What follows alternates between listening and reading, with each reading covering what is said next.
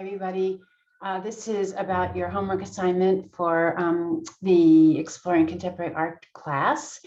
And we had discussed, as we were ending, the artwork of Elizabeth Murray and also Shabalala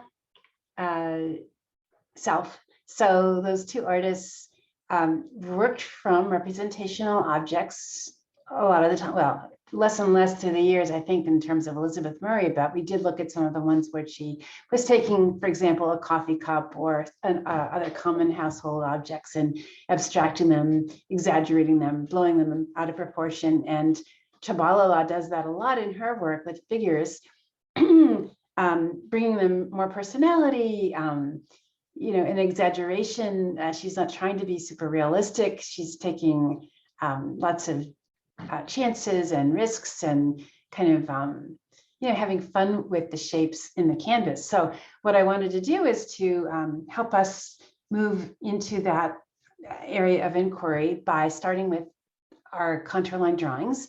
And just to go back to the ones that I did to show you what I have in mind for our assignment. I did these 3 scissors, and in each one, remember I was saying that I was trying to exaggerate some part of the scissors as I was drawing it. So I think these 2, I did a little bit better job than this one in terms of it. But mostly, we did this just to get ourselves started. And so what I asked you to do is to go ahead and find an object in your house that you thought might be interesting to do the same thing with.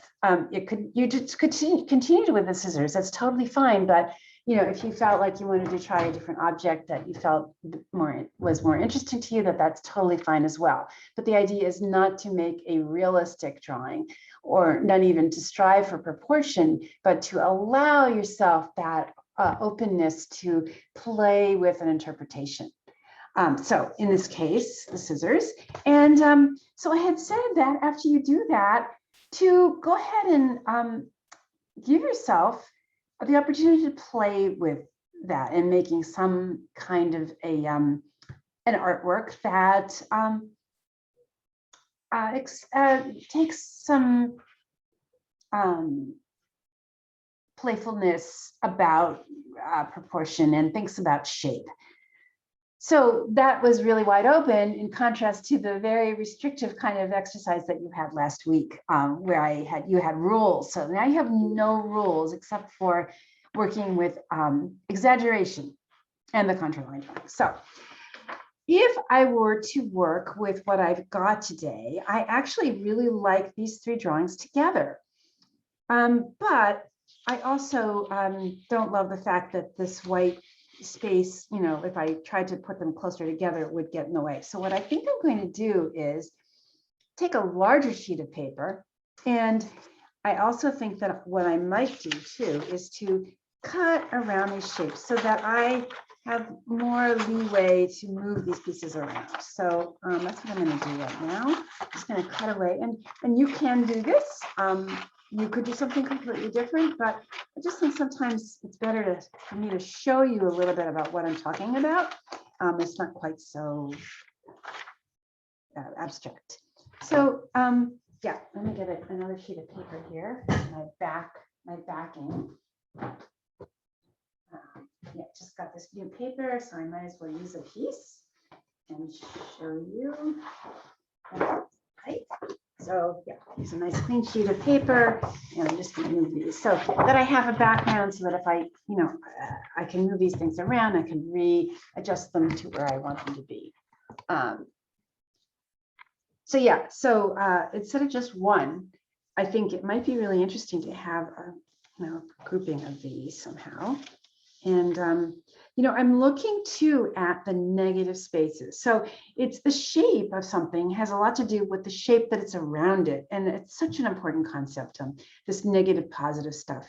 I can't stress it enough. It's just one of the main really important pieces to think about as you're doing a design.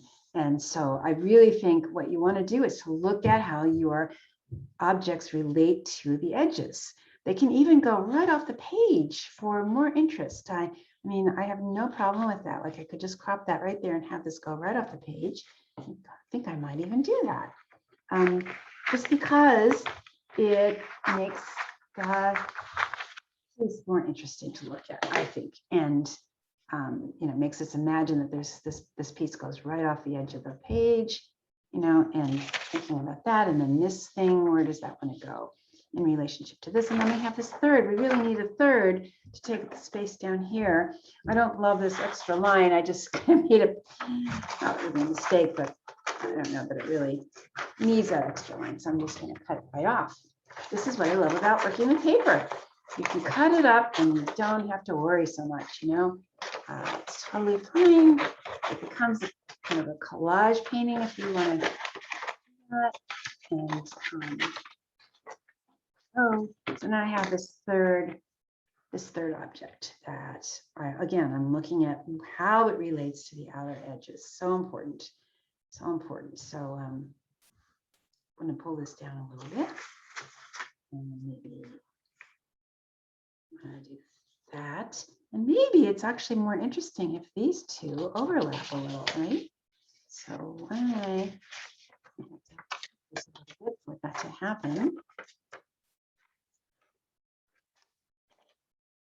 See what that is like. Oh, there we go. This can overlap. And it gives, you know, this whole, suddenly, you know, opens up the space in this piece and makes it, I think, more interesting. So there you go. So that's a start of something. And I would glue these down. And then perhaps what you might want to do is to go ahead and play with the background color and think about Chalalala. I think, you know, think of the way that she uses these great bold colors, like bright red or bright yellow or something like that in the background, or maybe black. What would black be like in the background here? You know, or maybe not. Maybe you want a white background. Maybe you decide to paint in, you know. But I like the look of the line. So I personally don't feel like I want to paint that. I just think I want to leave the beautiful line just as it is. So, you know, the object here is to think about exaggeration a bit, to think about, you know, what you then might want to do with that, and also to think about negative, positive, and how your shapes and the negative space around your shapes work to create a really interesting composition that your eye wants to move around. All right, so that's basically it. I hope you have fun with this. I hope that you will enjoy the little bit of freedom that I give you to choose your own object to do some drawings of, and you don't have to do 3. You could do 3, you could do 5. You could choose to use as many of these contour line drawings as you wish, or you can just work with one. So you know, it's pretty wide open. And if you feel like it's too wide open and you're having trouble getting started, just email me and we'll do a little chit chat before you start to work. So I hope that is an exciting and interesting thought to work with for the week. And I will see you next time.